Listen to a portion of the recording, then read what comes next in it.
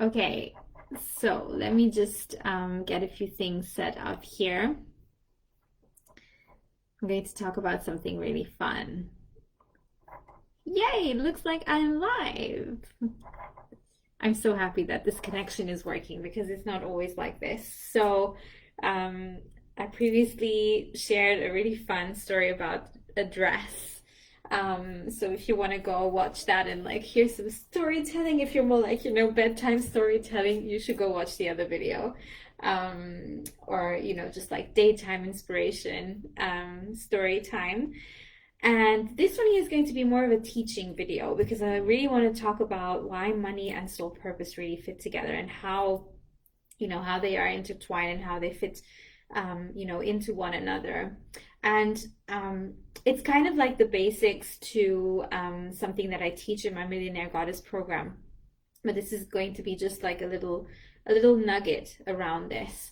Um, because as you know, I'm super passionate about yeah, about teaching around money. I just can't help. I have to teach about money. I have to teach about the things, divine feminine alignment, divine masculine alignment, and how it works, how we polarize with the divine masculine. And it's also such an important topic because truly we haven't really had education around this. Like, I know that I haven't, and I know a lot of women who come into my field haven't had this, hey, beautiful, haven't had this education around. Yeah, like financial abundance, how thank you so much. I'm so in love with this dress. I literally want to sleep in my dress. I might actually do that. I think the last time I slept in a dress that I really loved was probably when I was, I don't know, 7 or 8, because I didn't want to take it off. So yeah, talking about money, coming back to my topic, I'm not getting off course here, but yeah, I'm really passionate about this because I feel like when a woman really taps into her juiciness of her divine feminine, she starts to have a very different reality happening in her life. And it's something that has been occurring with a lot of the women who have gone through my programs. It's like they connect with their divine feminine essence, and then they go and start to manifest things with more ease, with more effortlessness, and it feels like, oh my gosh, how is this even possible, right? Because they're actually just simply tapping into the most organic way, right? And it's like the most organic way is always going to be in alignment with your soul purpose. And how does money fit into the box? Well, actually, to me, money is simply an extension of divine masculine energy. It's nothing else but that. And it's something that I've learned, along the way, along my journey. And I never really calibrated to it until I finally had that missing piece of, oh my gosh, like, I have to stop having a relationship with God, the universe, with spirit, as if it is my father and my mother, and I have to actually become the divine masculine's divine feminine lover. And when we really upgrade, when we go from the princess syndrome and we upgrade into the queen essence, it's like things become so crystal clear. And it's like, like the queen, when you are on the princess level, you can't have the perspective of the queen because there's simply the layer of experience is missing, right? And it's not that it's missing because there's something wrong with you or that there's something faulty. It simply is a divine alignment in terms of growth and in terms of processes and in terms of calibration, in terms of recoding your nervous system, recoding your belief system, recoding your emotional system in such a way that you actually mature, right? And so from that level of maturity, there's just a perspective that is accessible to you that simply isn't accessible to you when you haven't had the experience yet. And it's it's like there's nothing to feel wrong about. So all the things I'm going to be talking about today, if you feel like you've had a fractured relationship with money, you feel like you want to live your soul purpose and you don't really want to talk about money, whether you feel like you're rejecting the money, whether you feel like you don't really want to get entangled too much with money, well, you should really sit down and listen to this. This is like super important. It's something that is very counterintuitive because our mothers haven't had the education around this, our fathers haven't had, like, Very few women on the planet actually received this kind of teaching before. And today this is becoming mainstream, right? And so you want to get on that train for yourself, not in order to, belong to some kind of clique. This is about you and your soul purpose actually coming into full divine fulfillment and alignment. And there is an encoding here where we have to actually lead ourselves. Like the minute when we lead ourselves going through these processes and really activating and deciding, well, I'm going to, get this next level calibration. I'm going to, go invest with this coach that I feel aligned because I can feel it's my next level. I'm going to go and buy the programs. I'm going to go and buy that dress from that level of authenticity and that level of I am the sovereign being, I'm the sovereign creator of my own life, and I stand by this, right? When you take a stand and you decide that you're no longer having the volatility, the I'm not sure, the doubt, the feelings of fear and, anxiety, when you're actually taking a stance and you're like, I'm actually going to lead myself through this no matter what, you're actually going from princess into queen. You are maturing your ways around the world. And when this occurs is that, you actually lose the entitlement, you lose the insecurity, you lose the things that, were simply there because you haven't fully experienced what it's like to actually be surrounded by divine masculine energy. And so when you haven't had that experience yet, well, it's not that there's something wrong with you, it's simply you have to lead yourself through it, right? And I can talk to you about this, but if you're actually not going to have that feeling and that desire of leading yourself through it, it can't come into being. And this is why, the feminine always goes first with her desire. She moves herself first with her desire. She sees the vision, she sees the dreams, and she starts moving toward it. Right? Rather than feeling like, why haven't I gotten there yet? Why isn't this occurring?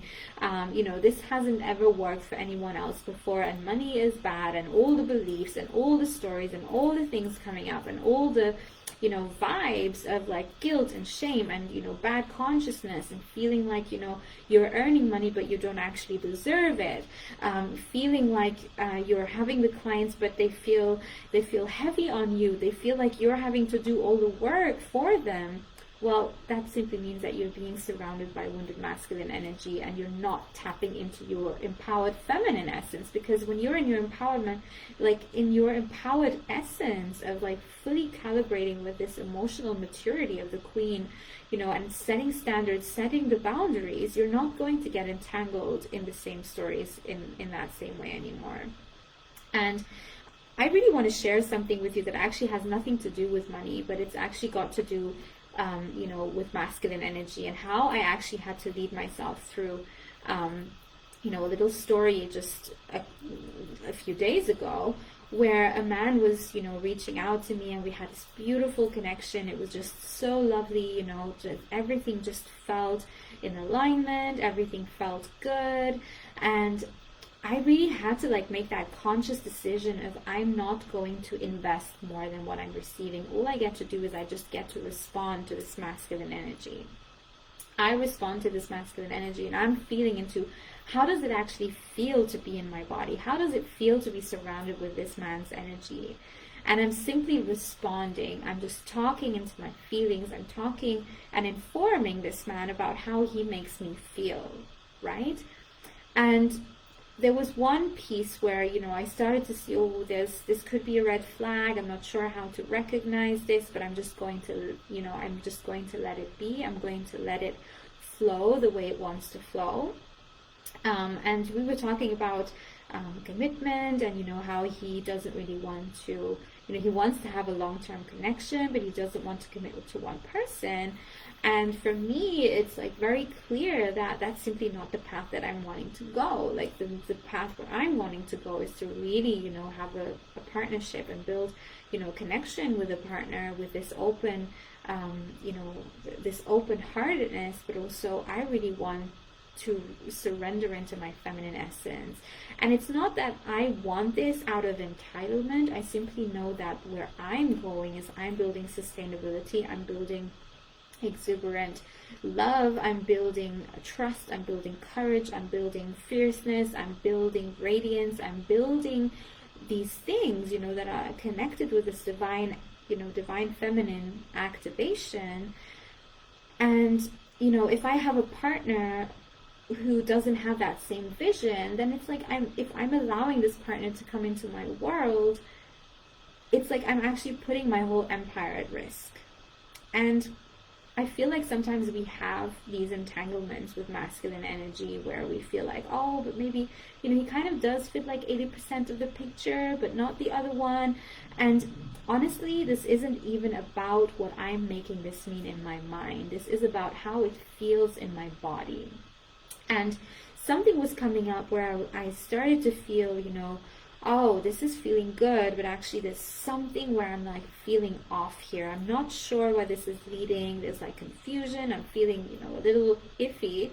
And it takes a lot of emotional maturity to actually stay exactly where you are and to not dip down into like a wounded, toxic dynamic where I'm trying to go take care of this person, or, where I'm going to go in and like overgive, etc., etc. And there was this entanglement where, he was kind of expecting for me to like write to him whenever I would be free. And, at first I didn't really mind, because it was like, well, I'm in my joy, I'm in my, in my celebration, in my exuberance, like I don't mind actually writing. And today, I realized that, there was a moment this week when, I had more time and I was just posting on social media and I didn't really feel like reaching out, right, to him. And this message came through of, well, I now see that you are no longer interested in me, like you don't really want to communicate, so I wish you a beautiful life and, just keep going. And I was like, wait, what, what is this, right? And so it's like, it became very clear that there was an entanglement occurring there. And I had to make a stand and make a commitment with myself that I'm no longer tolerating this. I'm not tolerating, for any person to come in and, have this entitlement over my time, over my energy, over, what it is that I'm doing or I'm not doing. Right? And I'm not going to feed into this. So all I was doing was simply responding, and I responded in a way where I'm talking about my feelings and about what I'm processing. And he kind of swung back around and, was saying, well, actually, I didn't really mean it this way. You fully misinterpreted this.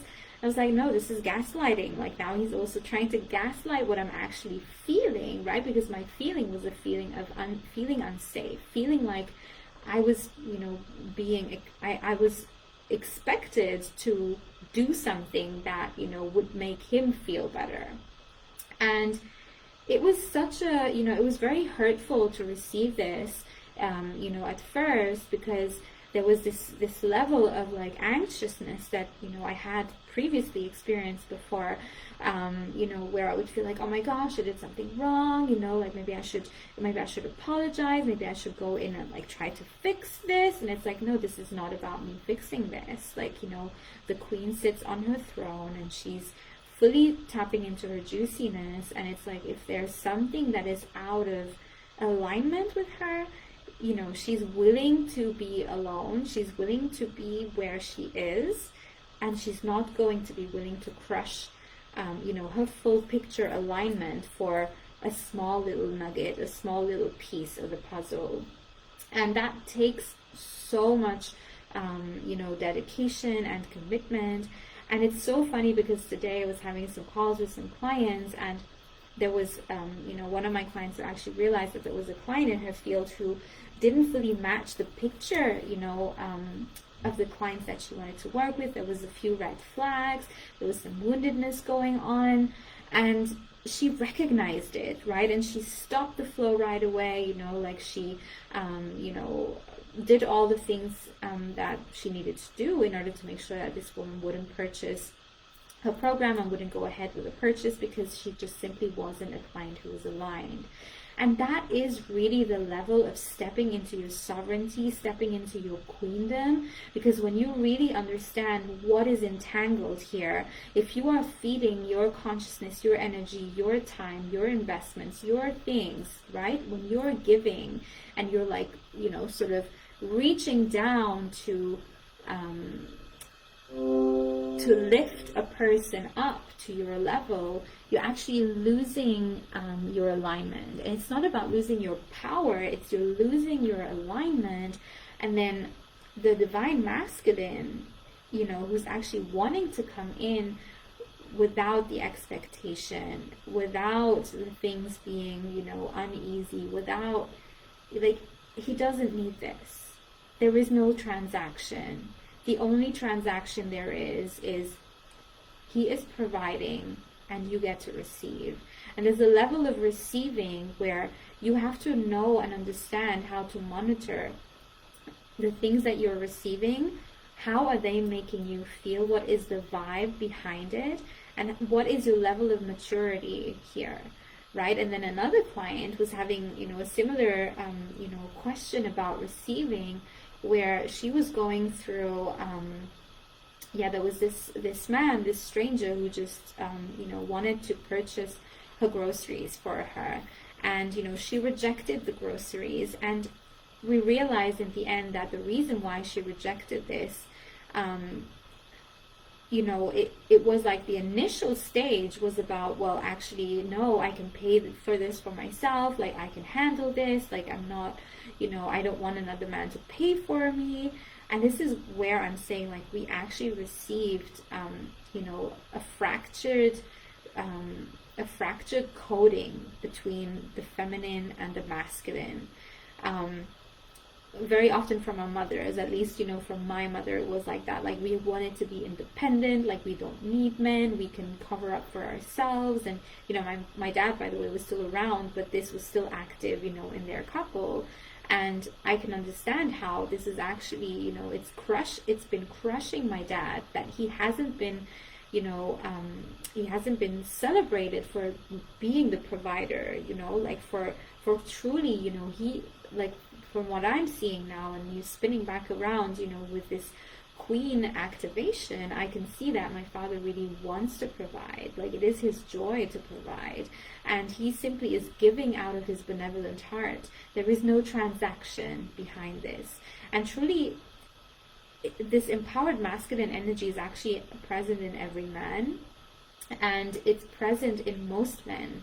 It's just that because we have, and this is what happened to this client of mine, we have had so many hurtful codings that we received both from women and from men, you know, who have had a fractured relationship with their father figures and, you know, their masculine idols and their masculine role models, that, you know, it's like we tie receiving to a transaction, where actually receiving in and of itself is an action.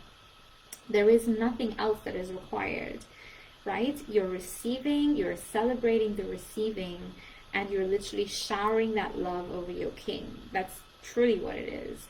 And the men very often, and money and clients, have this same frequency. The reason why I'm talking to you about men about this is because it's very often easier to notice these patterns in our entanglements with men rather than, you know, with money, for example, because it's difficult sometimes for us to imagine, like, you know, money being, you know, being something, being someone, right? But with a man, it becomes very tangible, right? And so this woman actually was rejecting to receive these groceries from this man, because we realized she had been in an entanglement with a narcissistic character before, and she was subconsciously trying to protect herself from being hurt again, from being, you know, required to give something back, from being expected to give something back, from, you know, giving her time, giving her energy, giving her feelings, giving her love, giving her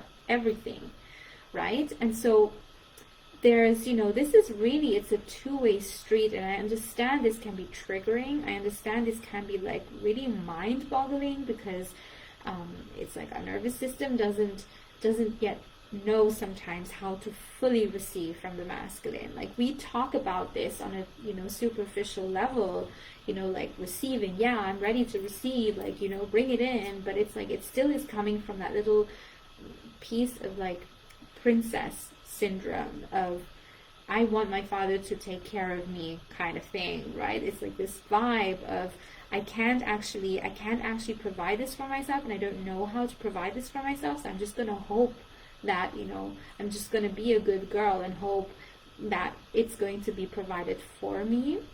And at the same time, when we're actually rising into our queen essence, we sometimes rise into our queen essence with this masculine energy of, I can do this myself, I don't need anybody else, and this is like me, and da da da.